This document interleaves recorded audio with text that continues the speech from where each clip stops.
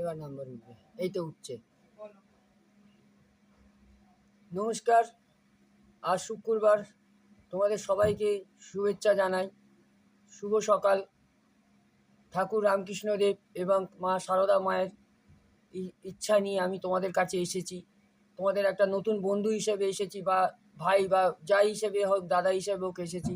আমি সকলকে তোমাদের বলি যে সবাই ভালো থাকো, সুস্থ থাকো, সবার পরিবার ভালো থাকুক, সবাই যে যেখানে যেইভাবে কাজকর্ম করছো সবাই যেন কাজকর্ম সুস্থভাবে করো।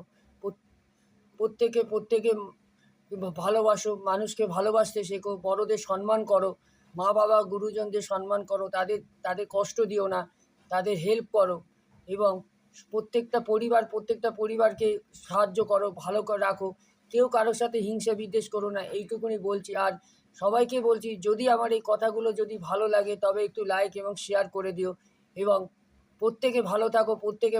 ভগবানকে এইটাই প্রার্থনা করি, ভগবান কাউকে কষ্ট দিও না, কাউকে দুঃখ দিও না।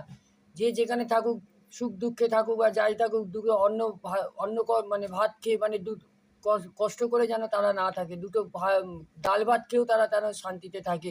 এইটুকুনি আমি ভগবানের কাছে সবার জন্য প্রার্থনা করি, সবার জন্য মঙ্গল কামনা করি। যাই হোক, অনেক বেশি কথা বলে ফেললাম। আর একটা কথা তোমাদের যেটা বলি, তোমরা রোজ সকালে উঠে প্রথমে মাকে বাবাকে প্রণাম করবে, যে যেখানে থাকো, আমার বয়সী যারা আছে ভাই বোন, এবং গুরুজনদের সম্মান করবে। তারপরে সকালবেলা উঠে চান করে পূজা অর্চনা করে হনুমান চল্লিশা পাঠ করবে, ঠাকুর মা দুজনকে স্মরণ করবে, নিজের মাকে স্মরণ করবে, নিজের বাবাকে স্মরণ করবে, করে খেয়ে দিয়ে কর্মস্থলে বেরোবে। দেখবে তোমাদের যাত্রা শুভ হবে, সেখানে কর্মস্থলেও যেখানে কাজ করবে সেখানেও ভালো হবে, সেখানে মালিককেও ভালোভাবে দেখবে, মালিককে সম্মান দেবে, সমস্ত কিছুই করবে। দেখবে এতে তোমাদের জীবনটা সুস্থ হবে। হয়তো আমি তোমাদের এটা জ্ঞান দিচ্ছি না, কিন্তু আমিও করার চেষ্টা করি। আমি অনেক সময় হয়তো বৃথা হয়ে যায়, তবুও আমি অনেকটা করার চেষ্টা করি।